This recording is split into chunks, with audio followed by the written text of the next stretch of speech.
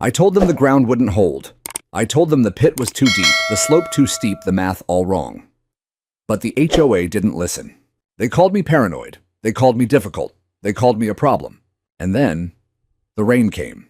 The sky cracked open like a punishment, and within minutes, the pit they carved into my land began to churn. I stood on my back porch and watched it spin, watched the earth twist into a monster they had built with arrogance and buried warnings. And when the first HOA truck got sucked in, silently, completely, I didn't move, I didn't speak, because by then it was already too late. This is the story of how they tried to bury me in bureaucracy, but ended up getting swallowed by the storm they unleashed. The first warning came as nothing more than a scrap of fluorescent orange fluttering in the tall fescue near my back fence. I was out filling the bird feeder when I saw it, a surveyor's flag, bright as a hunting vest, staked dead center on the easement I had mowed, fertilized, and defended from wildfire embers for the last 15 years. That strip of ground belonged to me. I had the deed, the tax receipts, and the sweat-stained memories to prove it. Yet there it was, a plastic ribbon snapping in the breeze like someone had already decided otherwise. I didn't rip it out. 30 years in the Army had taught me to study the battlefield before I reacted. A single flag rarely travels alone. It's the forward observer for something bigger. So I left it there finished, filling the feeder, and went inside to pour a second cup of coffee. Through the kitchen window, I watched the little flag twitch and dance, bright against the green, and felt the old familiar tightening in my gut, the quiet electric moment when you realize an operation has already begun without you. 2 days later, the scouts arrived in earnest. I was splitting kindling on the back patio when I heard the low murmur of male voices drifting over the fence. 2 men in high visibility vests and hard hats stood just beyond my property line, one holding a rolled set of blueprints, the other sighting through a rangefinder at the slope that falls away behind my lot. The hill drops maybe 25 feet from the cul-de-sac above to the storm drain below, and my late wife had loved that slope more than any other part of the yard. She planted wild roses along its crest and tulips in the sunniest patches. Every spring, the whole bank exploded in color. I still kept it that way for her. I set the axe down, wiped my hands on my jeans, and walked over. "Morning," I said, resting my forearms on the top rail of the fence. "You fellas lost or just enjoying the view?" The younger one, clipboard tucked under his arm, and a logo I didn't recognize stitched on his chest, offered the kind of polite smile people give when they're hoping you'll go away. "Morning, sir. Just doing a quick site assessment for stormwater flow. HOA project." On my side of the fence, I asked, keeping my tone level. He glanced at the orange flag, still fluttering 10 feet downhill from us, then back at me. "We're evaluating runoff patterns from the upper street. You're adjacent to the study area." Adjacent, a word chosen with surgical care. I nodded once, thanked them for their time, and went inside. That night, I pulled the accordion file from the fire safe purchase docs from 2007, the original survey, the plat map, with my lot line drawn in thick blue ink. The boundary ran 5 feet beyond my back fence, exactly where that flag was planted. No easement notation, no shared drainage clause, just my name, and a clean, unbroken line. I composed a short, polite email to the HOA board, subject request for clarification on recent survey activity, and attached the parcel map. I hit send at 21:17. No reply came.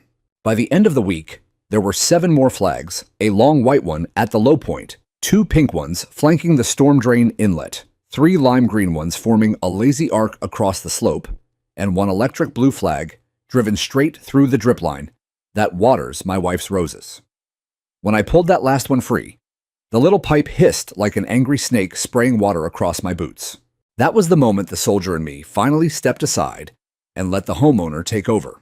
I walked straight to the clubhouse. The HOA office smelled of lavender printer ink and overbrewed coffee. Karen Delgado stood behind the chest-high counter in a cranberry blazer, laughing with the landscaper about something on her phone. When she saw me, the smile froze, then tightened into the expression she reserved for people who dared to question her authority. "Mr. Vance," she said, drawing my name out like it tasted sour. "To what do we owe the pleasure?" I laid my phone on the counter and turned the screen toward her. A close-up of the blue flag piercing my irrigation line, water arcing in the sunlight. Care to tell me why your contractors are staking my property for a project I was never informed about? Her eyes flicked to the photo, then away. Those are preliminary markers only. The city's contractor is exploring options for stormwater diversion. Nothing's been finalized. Then why is my drip line bleeding out on the ground? A minor inconvenience, she said, waving a manicured hand. I'm told that particular strip falls within the community drainage easement. You're welcome to have your own survey if you disagree. I felt the heat rise in my neck, but I kept my voice low. My survey's already done, Karen. It's been on file with the county since before you ever moved in. That ground is mine. She offered the thinnest of smiles. We'll see what legal says. That was all I needed to hear. I left the clubhouse with the distinct feeling that the opening shot had already been fired. I just hadn't heard it yet. That night, I made 3 phone calls, one to an old friend in city infrastructure, one to the property attorney, who once kept a developer's bulldozers off my land, and one to the county recorder to order every updated map they had. Because if they were coming for my slope, they were going to have to come through me first.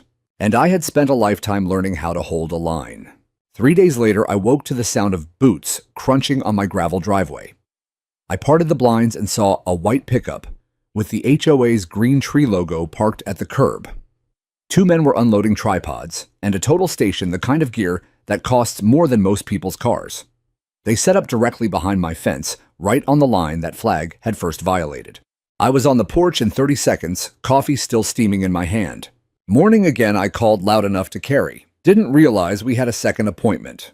The older surveyor Gray at the temple's sunburned neck gave me a polite nod, but kept working. The younger one, the same clipboard kid from before, offered a tight smile. Just collecting more precise elevations, sir. Shouldn't take long. On whose authority? He hesitated, then tapped the clipboard. Work order signed by the board president. Karen's signature, of course. I stepped off the porch and walked the fence line until I stood 10 feet from them. You're aware that line is disputed. The older man finally spoke, voice flat, professional.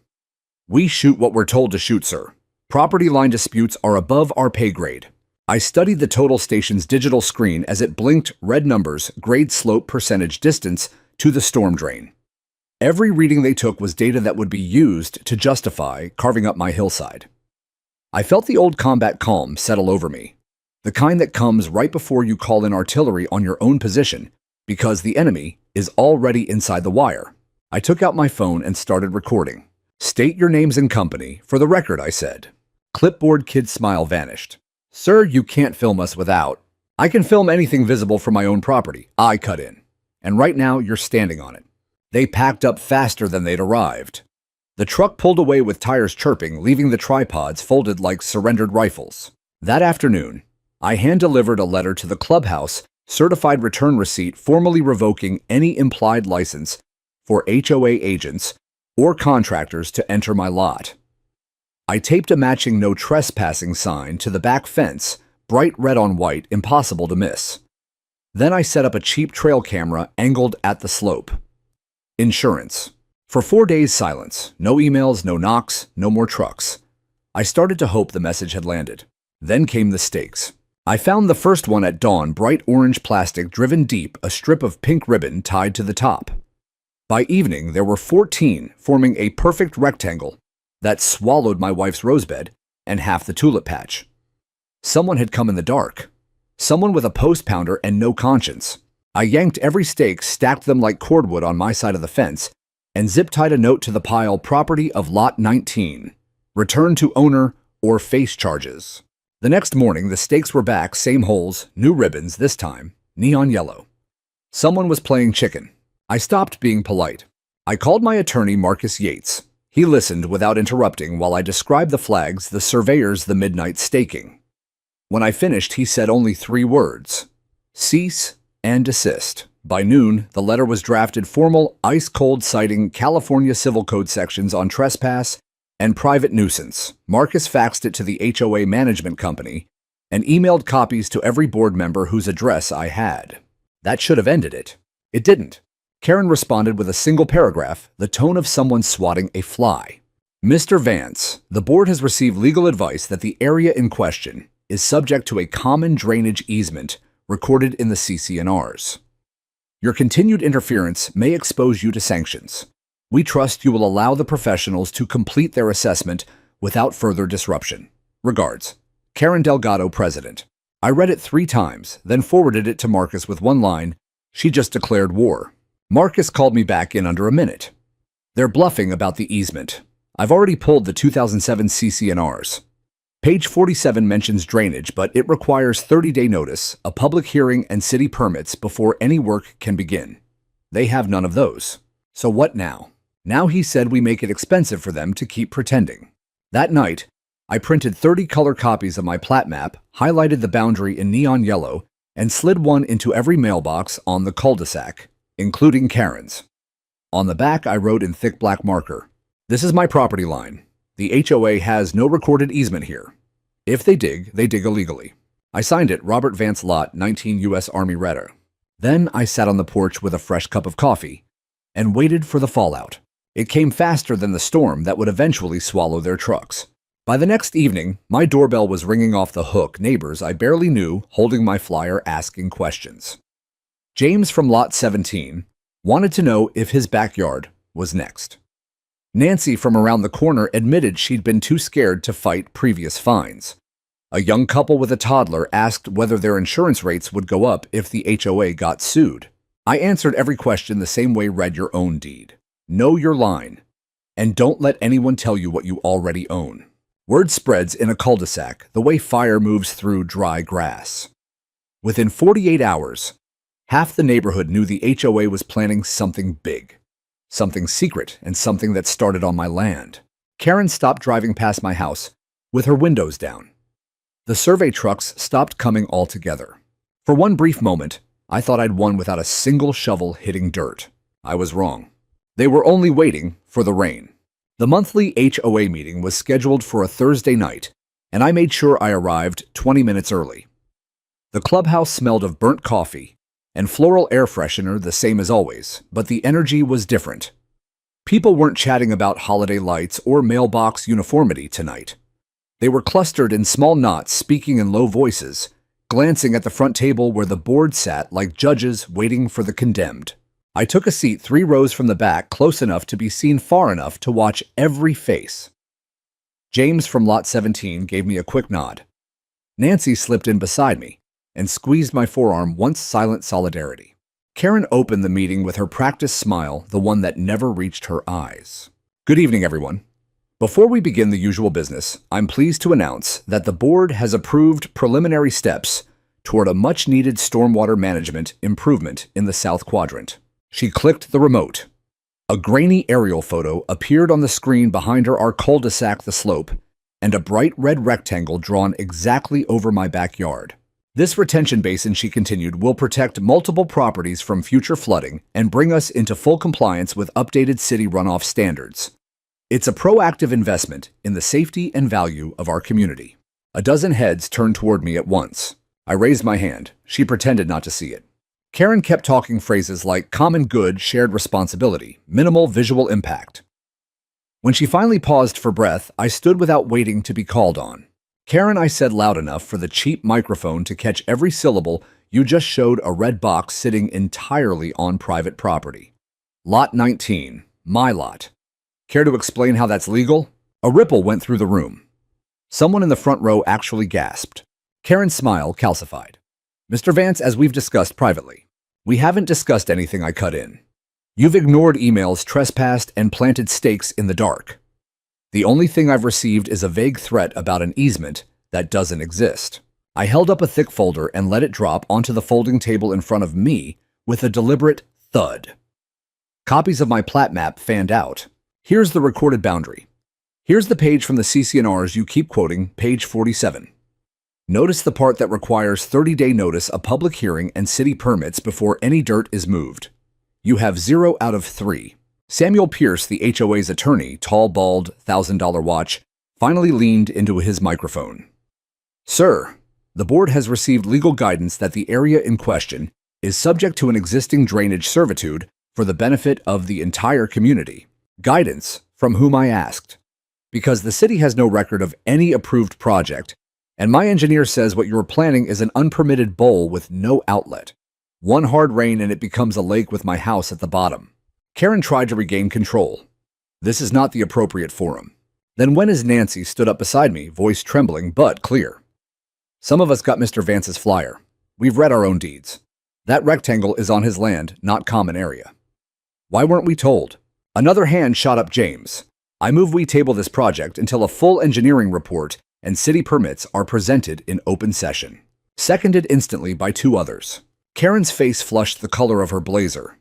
Pierce whispered something sharp in her ear. She ignored him and banged her little gavel like it was a judge's hammer. Out of order, she snapped. The board has already voted. The motion is not recognized. I wasn't done. I pulled a sheaf of printed emails from my folder, my correspondence with Mark at Public Works, and held them high. Direct quote from the City Stormwater Division dated yesterday. No application for a retention basin in Willow Glen has been received, reviewed, or approved. Want me to read the engineer's name and badge number 2? The room went dead quiet. You could hear the air conditioning click on.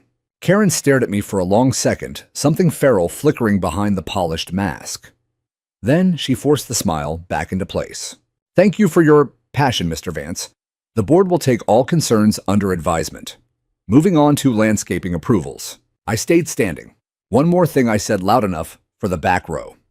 If a single shovel breaks ground on my property without a court order, I will have the operator, the contractor, and every board member who signed the work order arrested for criminal trespass.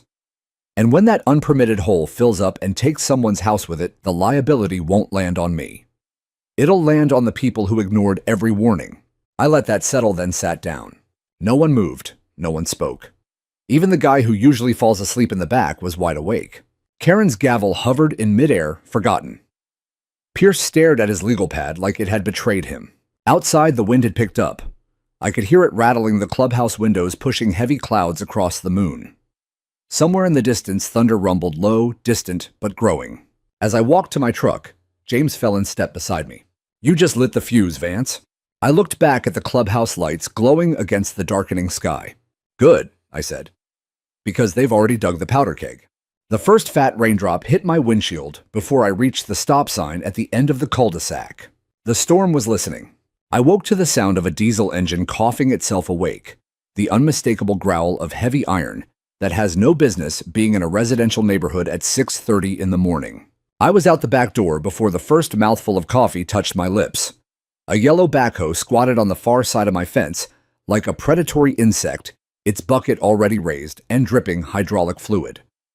Two men in neon vests stood beside it, one holding a can of orange spray paint, the other talking on a radio. The stakes had been replaced overnight this time, thick wooden lath, driven deep, topped with crimson flags that snapped in the cold wind. They weren't surveying anymore. They were marking the kill box. I vaulted the fence, old knees be damned, and landed hard on the slope. The operator saw me coming and killed the engine. Who authorized this? I shouted loud enough for the whole cul-de-sac to hear. The man with the radio mid-40s wraparound sunglasses clipboard, now replaced by a look of practiced boredom, stepped forward. Work order signed by the board president, sir. We're on schedule. Schedule. I laughed, a short, ugly sound. You're on my land. He glanced at the crimson flags, then at my fence, then at me. The site plan shows the excavation footprint inside the community drainage easement. I pointed at the nearest flag, 6 inches on my side of the property line. That's a lie, and you know it. He shrugged. Take it up with the HOA. We just dig where they tell us. The backhoe coughed back to life behind him. I pulled my phone, hit record, and started walking the line, narrating every stake, every ribbon, every inch of trespass. When I reached the spot where my wife's wild roses used to climb the fence, the bucket swung down and bit into the earth with a metallic scream. A 2-foot gouge of red clay flipped into the air and landed with a wet slap on the tulip bed she had planted the spring before cancer took her. Something inside me snapped clean in two. I dropped the phone, sprinted the last 10 yards, and threw myself between the machine and the hole. The operator jerked the controls. The bucket stopped inches from my chest. Touch this ground again, I told him, voice low, and I will put you in jail myself. For a moment, nobody moved. Then the man with the radio raised a placating hand. Look, sir, we're just the contractor. Name of your company, I demanded. He hesitated, then told me Glenview Greenscapes. I repeated it into the still-running video. Glenview Greenscapes is currently excavating private property without permits, without owner consent, and without engineering review. Timestamp 06:42 a.m. The operator killed the engine again. The sudden silence felt enormous. By the time the sheriff's deputy arrived, called by a neighbor who had watched the whole thing from her kitchen window, the crew had retreated to their trucks. I handed over the footage, the plat map, and a printed copy of the cease and desist Marcus had already served. The deputy, a young kid who looked barely old enough to shave, took statements, radioed it in, and told the crew they were free to leave, but the site was now documented as disputed.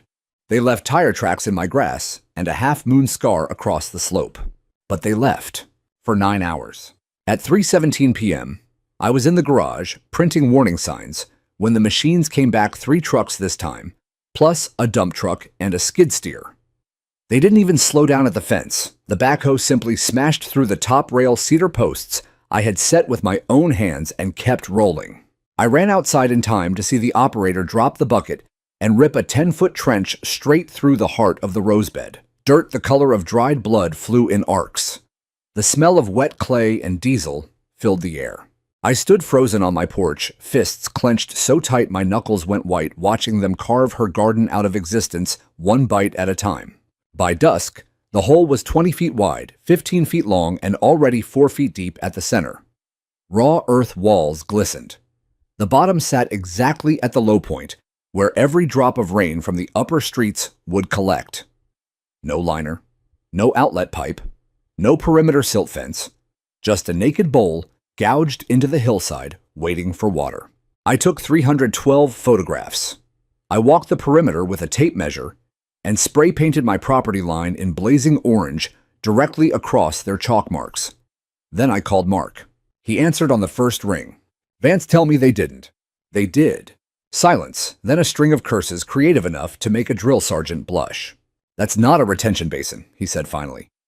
"That's a cistern with no spout. One decent storm and it'll fill faster than it can percolate. The sidewalls are already slumping. If it overtops, the outflow goes straight into your foundation. If it breaches sideways, it takes half the slope with it. Define decent storm. 2 inches in an hour. We've got a front moving in tomorrow night that could dump 4. I looked out at the pit, raw ugly, and growing darker under the fading sky. Somewhere inside it, a crushed wild rose stem still clung to a chunk of uprooted sod thorns, gleaming like tiny accusations. I hung up with Mark and emailed every photo, every measurement, every frame of video to the city's code enforcement hotline, the sheriff's non-emergency line, and the local news tip address I found with a 2-second Google search. Then I dragged my lawn chair to the edge of the porch, sat down with a fresh cup of coffee gone cold, and waited for the rain. Because if they wanted a hole that badly, nature was about to show them exactly what they'd ordered. The air changed before the first drop fell. You don't serve 3 combat tours without learning to smell weather the way sailors smell blood in the water. By noon, the sky had gone the color of old pewter, and the wind carried that heavy metallic scent that means the atmosphere is about to unload everything it's been holding back for weeks. Inside the house, the barometer on the kitchen wall plunged like a stone. Outside the half-finished pit waited mouth-open walls already weeping rust-colored water from the morning's drizzle. The contractors had vanished at the first rumble of thunder, leaving their machines parked in a careless semicircle along the edge keys, still dangling in the ignitions. I stood at the sliding glass door and watched the clouds stack themselves into towering anvils. The forecast had upgraded twice since sunrise, from heavy rain to severe thunderstorm warning, then to a flashing red banner across every local channel, flash flood watch in effect until 6 a.m. Karen had sent exactly 1 community-wide email all day. Residents are reminded to clear gutters and secure outdoor furniture. The board is monitoring conditions. No mention of the gaping wound behind my house. No evacuation notice, no cones, no caution tape, no acknowledgement that the HOA had just carved a giant bowl into a hillside and left it for the sky to fill. At 3:42 p.m., the heavens tore open. It didn't rain, it attacked. Sheets of water slammed sideways, turning the cul-de-sac into a river within minutes. I pulled on my old jungle boots and a poncho that still smelled faintly of diesel and desert dust, then stepped outside. The noise was biblical water roaring off roofs, drumming on metal, hissing through the leaves like a million angry snakes. I walked the fence line with my phone sealed in a Ziploc recording everything.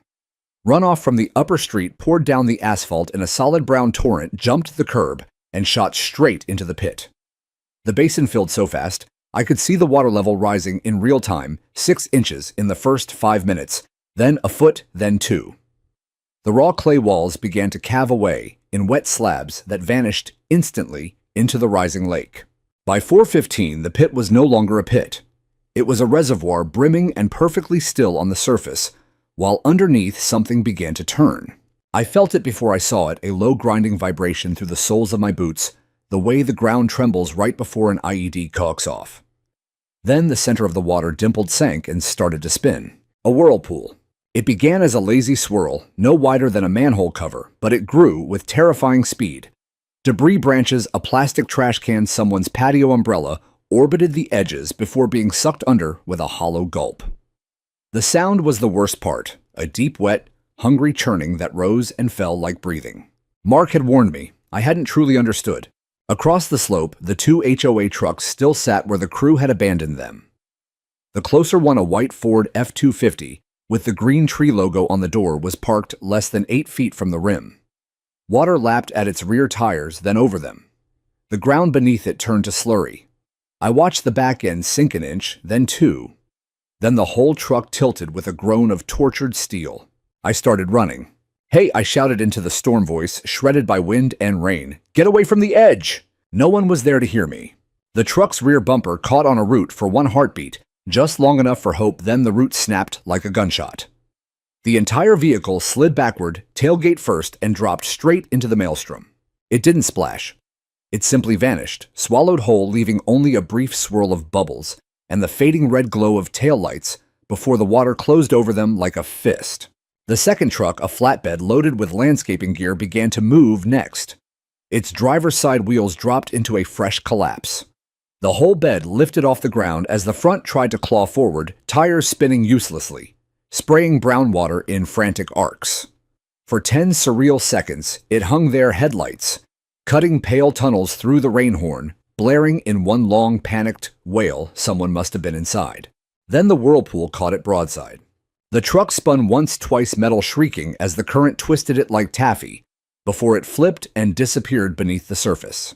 I stood frozen on my porch, soaked to the bone, watching the place where 2 half-ton vehicles had just been erased from existence. The rain hammered my face so hard, it stung. Lightning forked overhead, illuminating the pit in stroboscopic white, a perfect, violent gyre 30 feet across, now ringed by collapsing earth and spinning debris. Somewhere in the roar, I thought I heard a voice, thin, desperate, calling for help. I took one involuntary step forward, then stopped.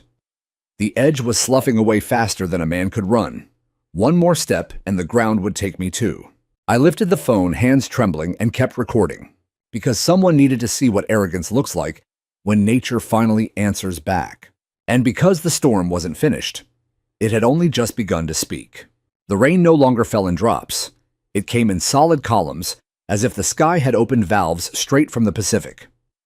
I stood on the covered porch, soaked through anyway, phone held high like a periscope above the flood.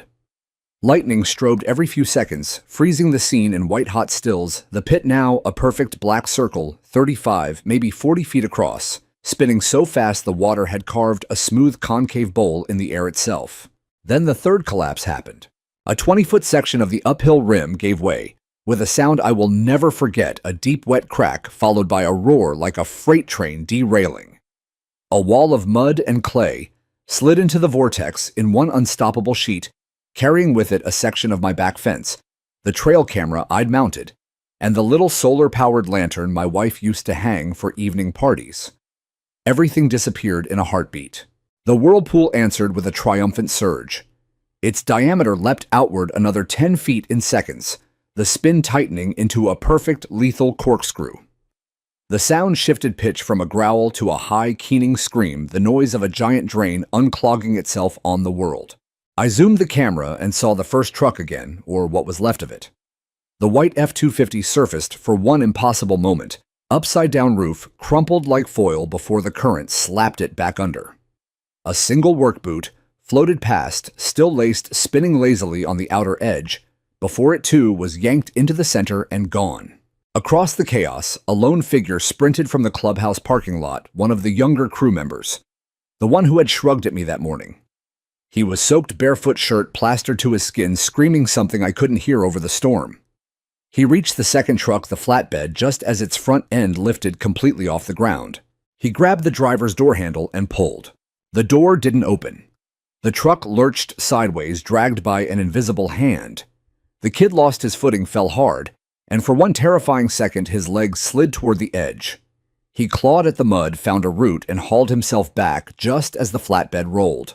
It flipped once, end-over-end tools flying out of this bed like shrapnel shovels. Chainsaws, a red fuel can that burst midair in a bloom of orange. The truck struck the water cab, first hesitated for half a heartbeat, as if the Whirlpool were tasting it, then was sucked straight down with a hollow boom that echoed off the houses.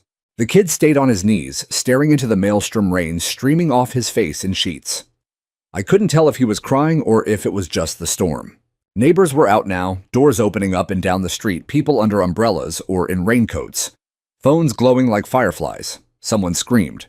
A woman I recognized from the mailbox cluster dropped to the ground and began praying aloud.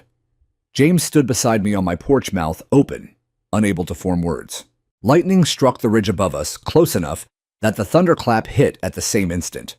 The flash lit the entire pit. In blinding white, the water had turned the color of coffee with cream, thick with clay, and debris spinning so fast, the center had dropped into a perfect funnel, at least 15 feet deep. I could see straight down into it, a black hole punched into the earth, and for one insane moment, I thought I saw the glint of a license plate spinning at the bottom before it vanished forever. Then the backhoe itself began to move. The big yellow machine had been parked farthest from the edge, but the collapse had eaten the ground out from under it. Its left track lifted clean off the soil. The whole thing tilted slow and inevitable, the long arm swinging like a broken neck. The operator's cab door hung open, no one inside, thank God. With a groan of tortured steel, it toppled sideways, slid 10 feet on its roof, and followed the trucks into the abyss. The Whirlpool swallowed it whole. Silence followed, not true silence, but the stunned absence of new catastrophe. The rain still hammered the vortex, still spun, but the earth had taken everything it wanted for the moment.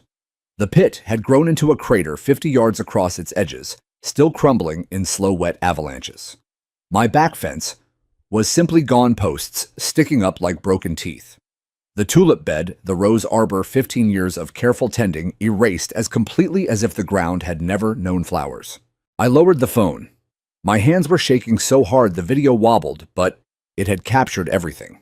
Karen appeared at the bottom of the slope, raincoat, flapping open heels, sinking into the mud with every step. She looked smaller than I'd ever seen, her hair plastered to her skull, makeup running in black streaks. Samuel Pierce was 2 steps behind Ty, whipped over his shoulder mouth, working soundlessly. She stared at the churning crater, then at me. I met her eyes across the ruin of my yard, and spoke the only words that felt adequate. You were warned. Thunder answered for her, rolling long and low across the rooftops, as the Whirlpool kept spinning, patient and insatiable, waiting for whatever came next. The rain stopped sometime around 4, as suddenly as if someone had turned off a faucet. The silence that followed was worse than the roar. No wind, no thunder, just the slow drip of water from every leaf and gutter, and the low rhythmic slosh of the thing that used to be a retention pit. I hadn't slept. I'd sat in the dark living room with the sliding door cracked open, listening to the crater breathe. Every few minutes, another chunk of the rim would let go with a wet thud and slide into the coffee-colored water, sending out a lazy ripple that died before it reached the edge. At first light, I walked outside in the same clothes I'd worn through the storm, now stiff with dried mud.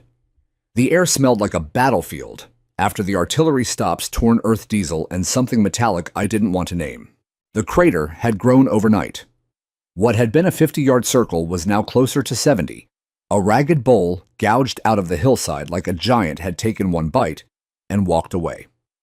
The water level had dropped a few feet, seeping into the clay, or maybe finding new channels underneath, but the surface still turned in a slow, malevolent swirl. Random objects orbited the center, a hard hat, a shredded traffic cone, the twisted arm of the backhoe sticking up like a periscope before it slipped under again with a tired gurgle. Of the trucks, there was no sign. Not a mirror, not a bumper, not even an oil slick. The earth had eaten them completely. Neighbors emerged one by one, wrapped in robes and rain boots, drawn by the same stunned gravity that pulls people to accident scenes. No one spoke at first. They just stood at the yellow tape the fire department had strung across the street sometime before dawn and stared. James handed me a thermos of coffee without a word. I drank it black and scalding.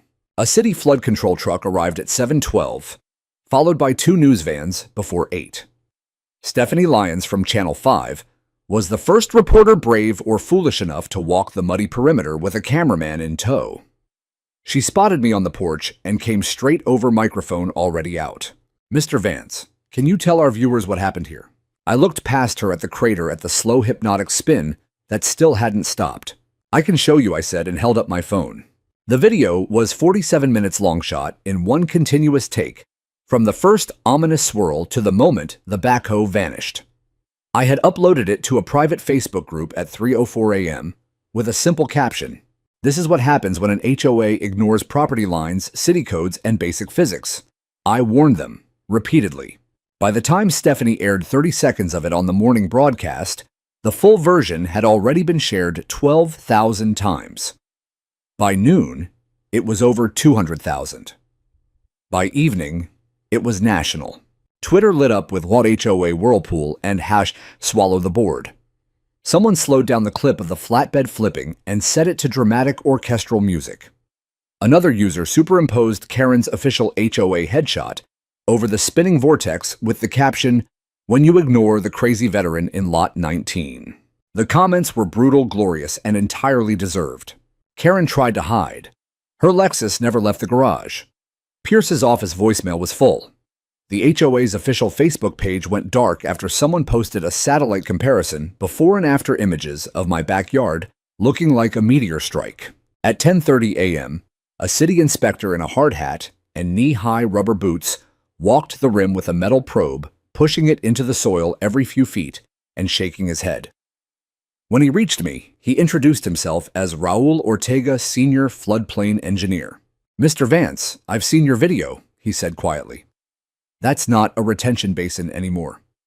That's a soil liquefaction event with centrifugal erosion. In plain English, the ground opened a drain and it hasn't decided to close it yet.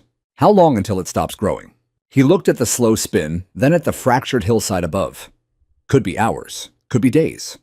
We're bringing in vacuum trucks and geotextile barriers this afternoon, but honestly, the safest thing right now is to let it finish eating what it wants, and then fill the whole damn thing with engineered fill under full oversight." "Whose oversight?" "Not the HOAs," he said, and for the first time that morning I almost smiled. By noon, the crater had become a tourist attraction. People parked along the curb, took selfies with the swirling water behind them, and left. A drone buzzed overhead, someone live streaming for a YouTube channel called Suburban Apocalypse. Kids on bikes tried to throw rocks into the center to see if they'd disappear too. I posted one update to the original video at 2:17 p.m. For everyone asking, yes, I still have all the emails, photos, meeting minutes, and timestamps. Yes, the city has opened an investigation. No, the HOA has not apologized. Yet. The yet was deliberate, because the ground wasn't the only thing that had opened up that night. The neighborhood had too. And what was pouring out now wasn't water. It was truth. 2 days after the crater went viral, the certified letter arrived. A courier in a cheap suit rang the bell, handed me a thick cream envelope with the HOA's embossed tree, and left without a word. I carried it to the kitchen table and slid it open with the same kabar I'd used in Fallujah. 4 pages of single-spaced legalese from Pierce & Associates, dripping with words like defamatory reputational harm and immediate cessation of all public commentary. The punchline came on page 3. "You are hereby directed to remove all video and photographic evidence from public platforms within 48 hours and refrain from further discussion of internal association matters with media outlets or on social media. Failure to comply will result in legal action seeking damages and injunctive relief." They were suing me for telling the truth while their trucks were still digesting at the bottom of a sinkhole. I laughed so hard the neighbors probably heard it. Marcus Yates came over that same afternoon, took one look at the letter, and started laughing too. Then he spread a much thicker folder across my table, his own masterpiece. "Watch this," he said, and dialed a number on speaker. The call went to the HOA's insurance carrier. Marcus identified himself, gave the claim number he'd already opened on my behalf, and read 3 sentences from the cease and desist aloud. There was a long silence on the other end. "Counselor," the adjuster finally said, voice tight, "are you telling me the insured is attempting to silence the injured party while simultaneously having no permits, no engineering, and 2 submerged vehicles on a site that is now an active geohazard?" "That is exactly what I'm telling you." Another silence. "Then coverage is suspended, effective immediately pending full investigation. We'll need copies of everything you have." Marcus hung up and grinned like a wolf. They just pulled the HOA's parachute. No defense coverage, no liability coverage, no directors and officers coverage. Every dime from here on comes out of the reserve fund, which means every dues-paying homeowner is now personally on the hook. He slid the countersuit across the table. 48 pages. Count 1 trespass. Count 2 private nuisance. Count 3 negligent construction of a dangerous condition. Count 4 intentional infliction of emotional distress with color photos of my wife's crushed roses attached as Exhibit J. We asked for compensatory damages, punitive damages, full remediation, and attorney fees. I signed on the last page without reading it twice. We filed at 4:57 p.m. on a Friday, right before the clerk's office closed, guaranteeing the board wouldn't see it until Monday morning. Then Marcus emailed a courtesy copy to every board member's personal address and blind copied the neighborhood email list I'd quietly collected. By Saturday night, the Facebook group had a new name, Willow Glen Resistance. Membership tripled in 6 hours. Someone posted a GoFundMe titled "Help Vance Bury the HOA Legally." It hit 10 grand before I even knew it existed. I shut it down and redirected every dollar into a community legal fund instead. Sunday morning brought the flyers. They appeared in every mailbox before church, unsigned, printed on bright yellow paper. "Special assessment coming and your dues will skyrocket to pay for." 2 sunken trucks, a crater the size of a football field. Lawsuits, the insurance company just refused to defend because the board dug without permits on private land.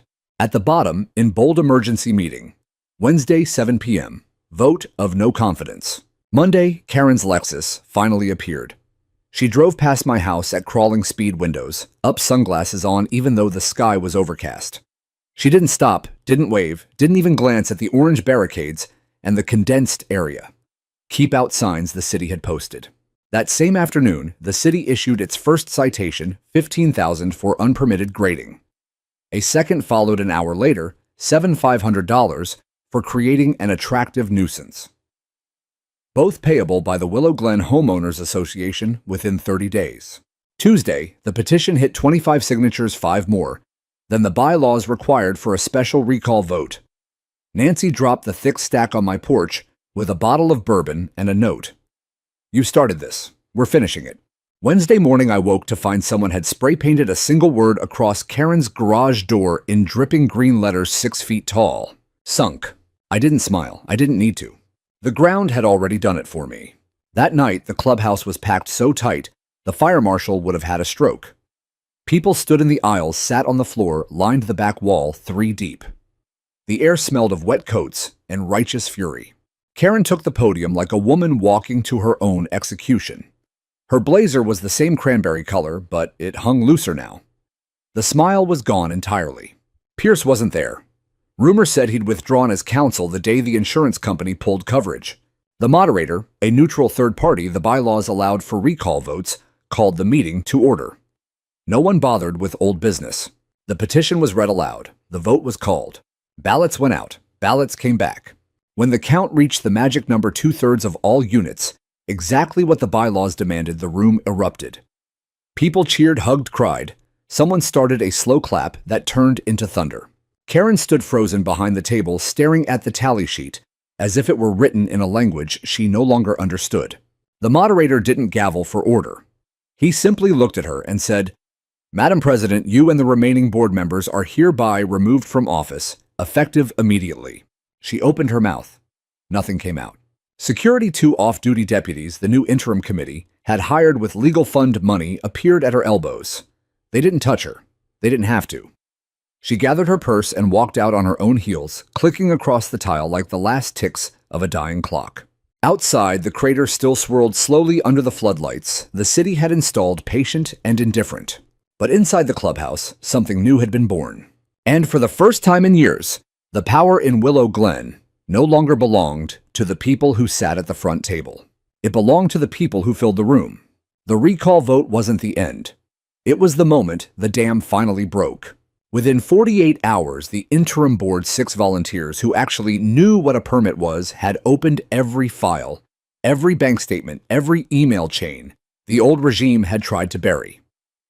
They posted it all on a Google Drive titled Willow Glen, Full Transparency, and sent the link to every homeowner at 3:17 a.m. By sunrise, the entire neighborhood was awake and furious. The discoveries rolled in like aftershocks. $38,000 paid to Glenview Greenscapes, coded as recreational enhancements instead of drainage work. A secret vote taken by email, no quorum, no minutes to proceed quietly on the retention project. Karen's personal reply to a board member who asked about notifying Lot 19.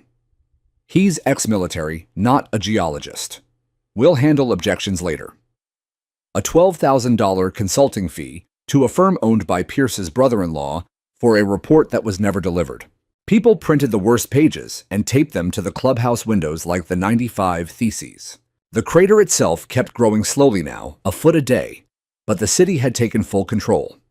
Vacuum trucks ran 24 hours sucking out brown water and debris. Engineers in white hard hats drove stakes with actual survey instruments and argued over soil borings. The new interim board attended every meeting, took notes, and reported back the same night. No more secrets. 3 weeks after the recall, the judge granted full discovery in my lawsuit. Marcus walked into the HOA's management office with a court order and a smile. They handed over terabytes of data. Without a fight, insurance gone, money gone, will to resist gone. We found the smoking gun on day 4, an email from Karen to Pierce dated 11 days before the first flag went in the ground. Subject Vance. Problem, let's just push it through. If we wait for the city, it'll take months and Vance will block us. We can always call it a maintenance issue later and fine him if he complains. Marcus read it aloud in the kitchen while I poured 2 fingers of the bourbon Nancy had left. He raised his glass. To the dumbest criminals in California. We drank. The next morning, the interim board called a special town hall standing room only again. But this time the mood was electric, almost celebratory. They unveiled the new budget, every penny accounted for, line by line projected on the screen in 90-point font. Then they did something no previous board had ever done. They asked the room what we wanted. Hands shot up. People demanded term limits, open checkbooks, live-streamed meetings, a moratorium on all non-emergency projects until the crater was filled and paid for. Every suggestion was written on a whiteboard in real time. When someone asked about Karen, the room went quiet. The new president, James, the quiet accountant, who once seconded my motion, cleared his throat. Mrs. Delgado listed her house yesterday. Asking price is $200,000 below market. Rumor is she's moving to Arizona. Alone. No one clapped. No one cheered. It wasn't victory. It was gravity finally collecting an overdue debt. After the meeting, Mrs. Espinoza, the elderly widow who once paid a fine for an unpainted shed, found me in the parking lot. She pressed a small envelope into my hand. "I want you to have this," she said. Her voice shook, but her eyes were steady. "It's the check they made me write last year. I never cashed the refund they sent after the recall. I want you to tear it up on camera, for all of us." I started to refuse, but she closed my fingers around it. "You gave us our voices back, Mr. Vance. Let us give you this." I tore the check into confetti right there under the streetlight. Someone filmed it on their phone. By morning, it was the top comment on every version of the Whirlpool video. A week later, the city finished pumping the crater. They brought in mountain after mountain of engineered fill, compacting it in precise layers under the watchful eyes of 3 different inspectors. The final topping was rich topsoil and fresh sod rolled out like carpet. They even asked me where I wanted the property corner pins reset. I walked the line with the surveyor myself and drove the last pin in with a 5-pound sledge, one solid hit that rang like a bell. The ground stopped moving that day, but the people didn't. The interim board became the permanent board in a unanimous election. They rewrote the bylaws, in plain English, posted every expense online within 24 hours, and created a standing committee whose only job was to make sure no future board ever forgot who they worked for. One night in early fall, I found a handwritten letter pushed under my door. No signature, just a single sentence in neat cursive. Thank you for teaching us that the line we were afraid to cross was the one they drew in the dirt. I kept it in the same fire safe that once held my deed. Some victories don't end with fireworks. They end with silence, the good kind where the earth stops shaking and people finally start listening to each other again. The crater was gone, the fear was gone, and for the first time since my wife died, the slope behind my house felt like home again. I built the fence myself, one post at a time, the way a man rebuilds a life after everything has been torn out of it. Cedar again, 8-foot posts pressure-treated sunk 30 inches deep into concrete that I mixed by hand at dusk so the summer sun wouldn't cook it too fast. I set the string line exactly on the county-verified boundary, no compromises, no guesses. Every hole I dug was a conversation with the ground this far and no farther. When the last post went in, I drove a permanent brass survey cap over the top, shiny legal, impossible to ignore, and hammered it home with the same sledge that had seeded the city's pin. The rails went up straight and true. I used galvanized ring shank nails, 3 per joint, the way my father taught me when I was 12. Each blow rang out across the quiet cul-de-sac like a small declaration, I am still here. This is still mine. Neighbors stopped by while I worked. Some brought cold water, some brought beer, some just stood and watched. James held the level for an entire afternoon. Nancy planted the first new tulip bulbs along the inside edge, red and purple, my wife's favorites. A kid I didn't even know helped me stretch the last roll of wire without being asked. No one told me how to space the pickets. No one measured the height with a clipboard. No one threatened a fine. When the final gate latch clicked shut, the sun was low and golden over the ridge. The slope behind the new fence was already healing fresh sod laid by the city's crew, seeded with native grasses that would hold the soil better than any HOA rule ever could. In the corner where the wild roses once climbed, a single stubborn shoot had survived the apocalypse. I found a young bush at the nursery, thorny pink, defiant, and planted it the same day. By next spring, it would be taller than the fence. 3 weeks later, the judge's order arrived. Plain white envelope, no return address, the way good news sometimes comes. The HOA was ordered to pay, full restoration of my land already done, but now on their dime. All legal fees. Marcus sent them a bill that made the new board whistle. Compensatory damages for the garden, the fence, the 15 years of memories turned to mud. A permanent injunction against any future unpermitted work within 50 feet of my line. And in a paragraph, the judge clearly enjoyed writing a public apology posted in the clubhouse, mailed to every resident, and published as a paid notice in the local paper. The new board didn't fight a single line. They cut the check the same week, signed the apology with every member's name, and added a postscript none of us expected. We are deeply sorry for the harm caused by the previous board's actions. Mr. Vance's stand reminded us that an HOA exists to serve homeowners, not to rule them. We will never forget that lesson. I never cashed the restitution check.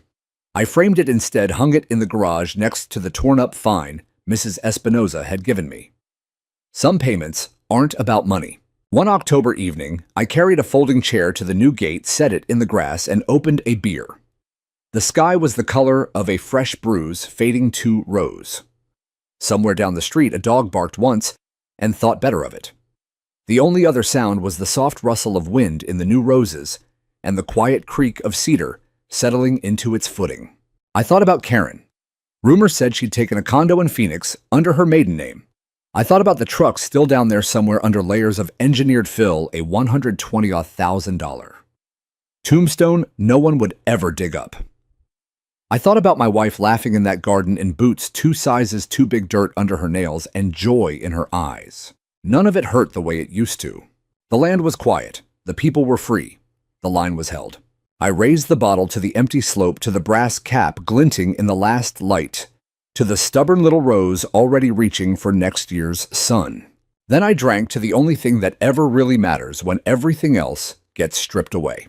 Knowing exactly where you stand and refusing to move. The stars came out one by one. I sat there until the beer was gone, and the night air turned cool against my skin. Peace isn't loud. It doesn't roar like whirlpools or thunder like gavels. It sounds like cedar holding firm in the wind, and a man finally able to close the gate behind him, knowing no one will ever open it again without asking. I stood up, brushed the grass off my jeans, and walked inside. Behind me, the new fence caught the moonlight straight, strong, and exactly where it belonged. Just like me.